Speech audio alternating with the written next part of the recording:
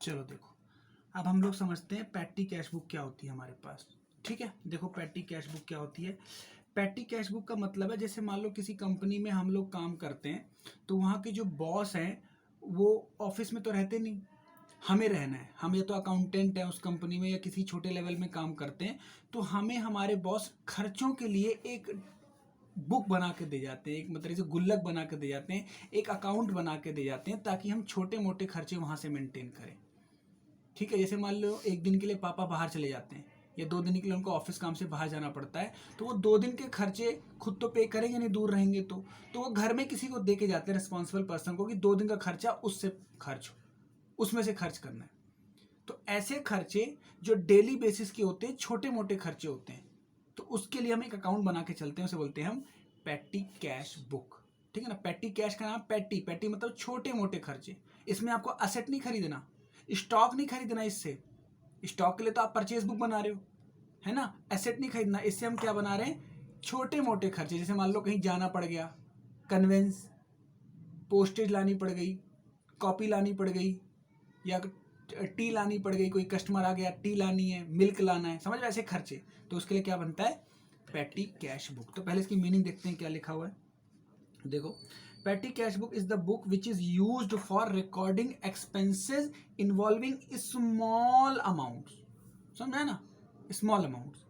Beside petty expense receipt from main cashier are recorded. अब petty cash में क्या होगा, हमें एक मोटा अमाउंट मिल जाएगा महीने की शुरुआत में, और उसी में से हमें क्या करना है, खर्च करना है। पैटी कैश बुक हो सकता है आप मंथली बनाते हो, वीकली बनाते हो, या डेली बनाते हो। तो मोस्टली हम क्या मान के चलते हैं, हम मंथली मेंटेन करते हैं। मान लो हमारा बॉस हमें मंथली 1000 रुपीज़ दे देता है और कहता है इसमें से कोई चाय का खर्चा हो, कन्वेंस का खर्चा हो, टिकट लेनी हो, कॉपी लेनी हो, पेन लेनी हो, बार बार आप बॉस को तंग मत करो, इसमें से खर्च करते रहना है। तो बॉस एट दी एंड हमसे पूछेगा कि 1000 का कहाँ कहाँ यूज़ किया, तो हम उसको कौन सी बुक से बता देंगे, पैटी कैश बुक से हम बता देंगे। ठीक है, ये समझ में आया। ठीक है, अब इसकी जो पैटी कैश बुक है, तो ये 2 टाइप की बनती है। कितने टाइप की बनती है, सिंपल और इम्प्रेस सिस्टम। जो इंपॉर्टेंट है, जो एग्जाम में थ्योरी भी आती है, वो आती है इम्प्रेस सिस्टम क्या होता है। तो सिंपल पैटी कैश में क्या होता है, इसमें क्या होता है, petty cashier is given appropriate amount of cash after spending the amount he submit petty cash account to head cashier.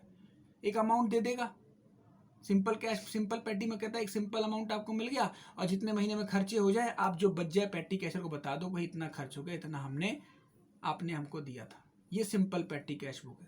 Impress system एक बढ़िया सिस्टम है। इसके अंदर क्या होता है, देखो इसकी थ्योरी भी आती है। Under this system an estimate is made of amount required for petty cash expense for a period, for a week, fortnight और अ मंथ। पहले ही हम अंदाजा लगा लेते हैं कि हमारा इस महीने कितना खर्च होने की आशंका है, या इस हफ्ते कितना खर्च हो सकता है, या एक दिन के लिए बाहर जा रहा हो खर्चा हो सकता है, तो हम पहले से अंदाजा लगा लेते हैं। अब the amount so estimated is given to the petty cashier in the beginning of the period. The amount of petty expense paid by petty cashier reimbursed to him periodically. Thus he will again have to fix amount of beginning of the new period. इसका मतलब क्या है, 1000 रुपए दिए गए मुझे और मैंने एंड में बोला कि सर 560 रुपए खर्च हो गए, तो वो मालिक अंदाजा लगाएगा 1000 रुपए मैं देता हूँ, 560 खर्च हो गए, मतलब 1000 तक का ही खर्चा होता है मंथली। तो अगले महीने वो मेरे से 560 रुपए लेगा नहीं, 400 मतलब 440 रुपए लेगा नहीं। वो क्या करेगा, 560 खर्च हो गए ना, तो 560 रुपए और दे देगा, सॉरी 440, मतलब इतने पैसे और दे देगा, ताकि आपका वापस बैलेंस कितना हो जाए, 1000। यानी उसको पता चलेगा कि मंथली खर्चा कितना होता है हमारा, 1000 रुपये होता है। यानी ये बैलेंस चलेगा हमेशा। जहां आपका खर्चा कितना हो गया, 1200 हो गया, 1000 से ऊपर चला गया, तो फिर आपको 1200 बढ़ा देंगे, 1000, 1500, इससे लिमिट बढ़ती चली जाएगी। यानी हमें एक अंदाजा के बयान से हम चलते हैं कितना हमारा खर्च होता है। इस सिस्टम को क्या बोलते हैं, इम्प्रेस्ड मनी।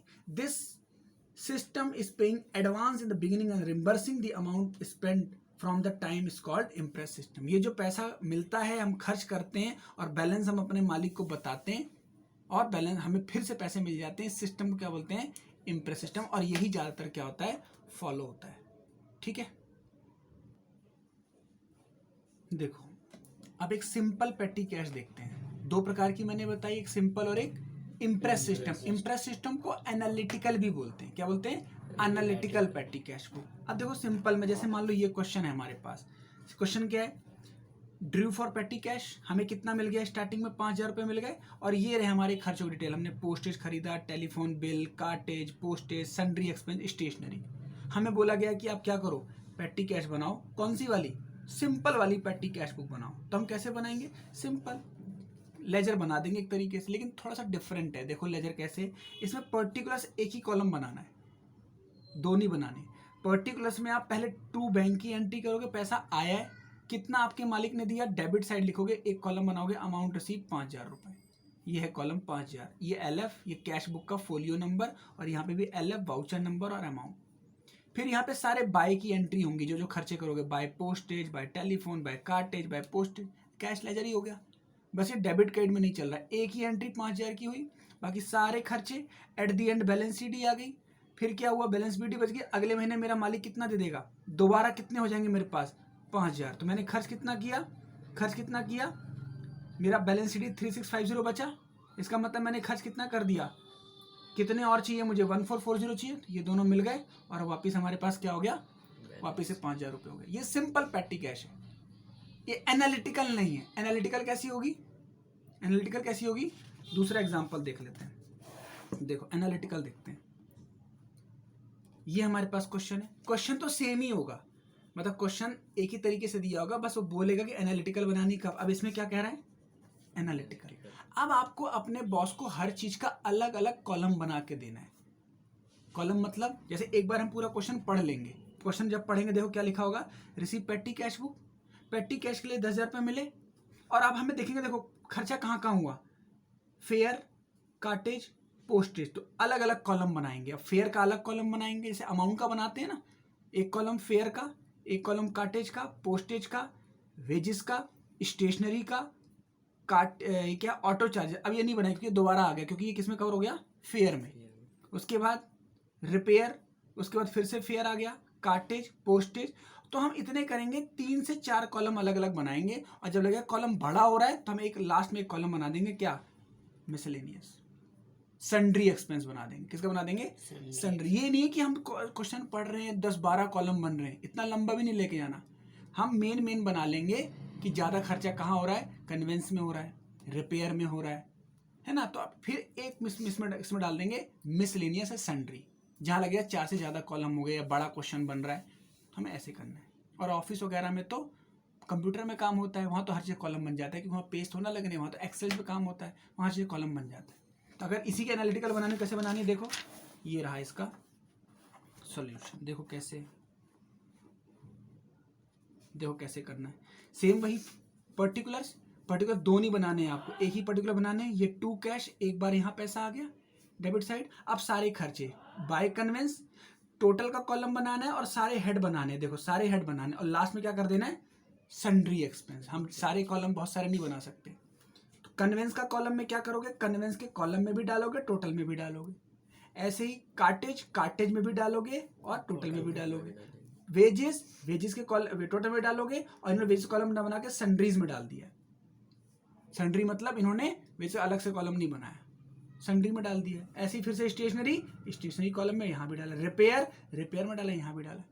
हम चाहें तो अलग से कॉलम उसका भी बना सकते हैं वेजेस का, लेकिन हमें लिमिटेड बनाने, ठीक है। ऐसे सारा हुआ, फिर लास्ट में क्या हुआ, सारे खर्चे हो गए, सबको टोटल किया, हर कॉलम का इसका टोटल किया, बैलेंस शीट बचा। टोटल कितना होना चाहिए था, 10,000। अब हम मालिक को बोलेंगे, सर कितना बचा है, हमारे पास पैसे कितने बचे हैं। सर सारे खर्चों को देख के हमारे पास इतने बचे हैं, बाय 4500, आप हमें कितना और दे दो, 5500 और दे दो, फिर से कितना हो जाएगा, 10,000। फिर अगले महीने का पेटी कैश बुक।